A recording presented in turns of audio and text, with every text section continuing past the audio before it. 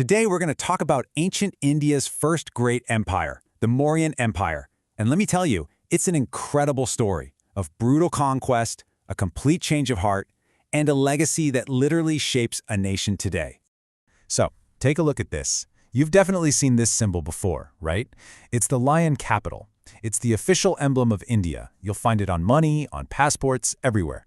But what you might not know is that this symbol isn't modern at all. Nope, it's a direct link to the past, a piece of history from over 2,000 years ago that's still at the very heart of a country's identity. And that really gets us to the core puzzle of the Mauryan Empire. It all boils down to this one huge question. How on earth could one of the most violent, bloody battles in ancient Indian history lead to an empire built on peace and non-violence? It seems impossible, right? Well, let's find out. Okay, so every empire has an origin story, but the Mauryan story starts with a dynamic duo. Not just a powerful founder, but also the brilliant strategist who is kind of the real architect of the whole thing. So, try to picture the Indian subcontinent back in the 4th century BCE. It's basically a patchwork of different kingdoms, all fighting with each other. Then, this guy, Chandragupta Maurya, comes along. He builds a massive army and does something nobody had ever managed before. He unites a huge part of the subcontinent under one single government. He didn't just build a kingdom, he forged an empire. But here's the thing, he didn't do it alone, not by a long shot. The real mastermind, the brain behind the whole operation, was his advisor, Chanakya. This guy was the prime minister, the head strategist, basically the brilliant and, sometimes ruthless genius pulling the strings behind the throne. And get this, Chanakya literally wrote the book on how to run an empire. It's called the Arthashastra, and it is this unbelievably detailed guide to, well, everything. We're talking tax policy, trade, military tactics, even how to run an entire network of spies.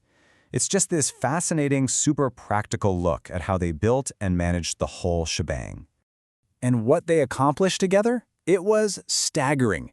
They didn't just kick out the ruling Nanda dynasty. They went on to defeat Seleucus Nicator, who was one of Alexander the Great's top generals. I mean, wow! That victory secured the empire's northwestern border, bringing in territories like modern-day Kabul and Kandahar. They were a truly unstoppable team. So, the empire was founded on pure military might, but its lasting legacy, the thing we still talk about today, was shaped by a grandson whose entire reign would pivot on a single, life-changing event. So let's meet Ashoka, Chandragupta's grandson.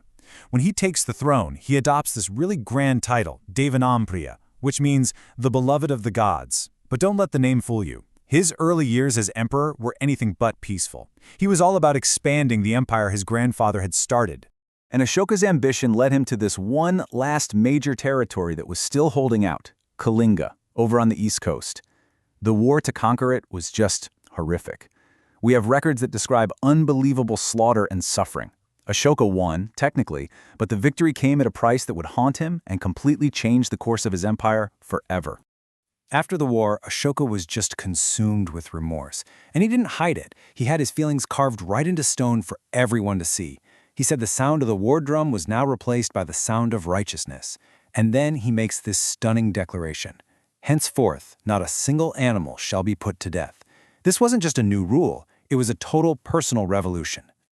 This led to a complete 180 in how the empire was run. Ashoka swapped military conquests for a new philosophy he called Dhamma. Now, this wasn't a religion.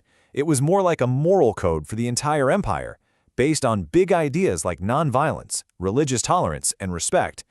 He even had special officials who would travel the empire just to teach these principles.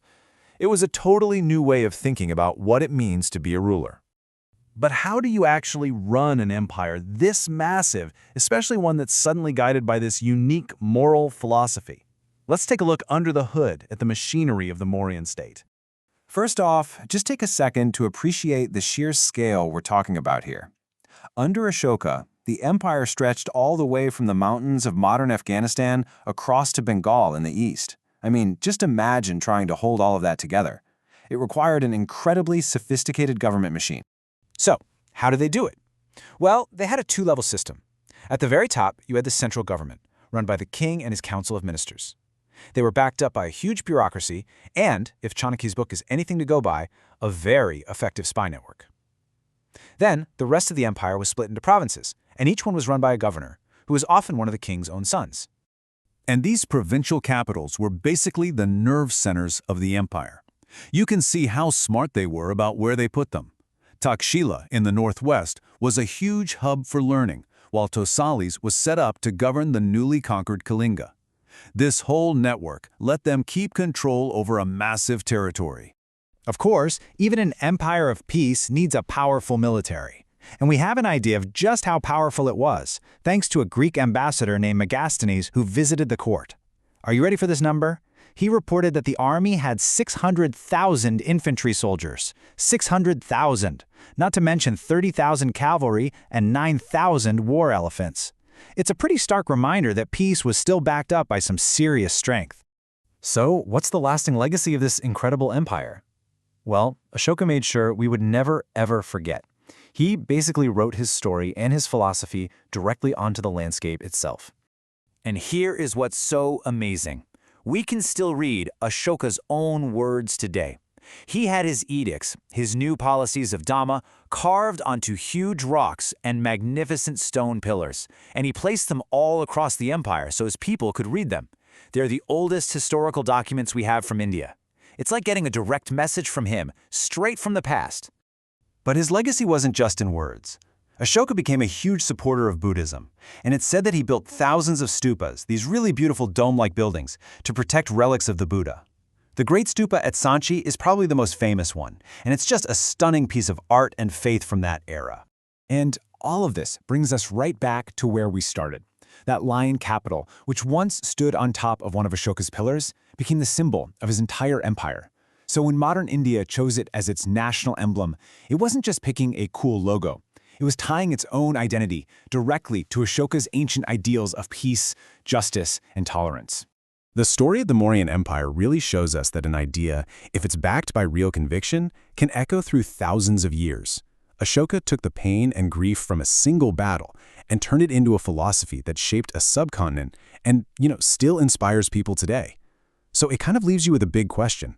What ideas are we committing to right now that are powerful enough to be remembered 2,000 years from now?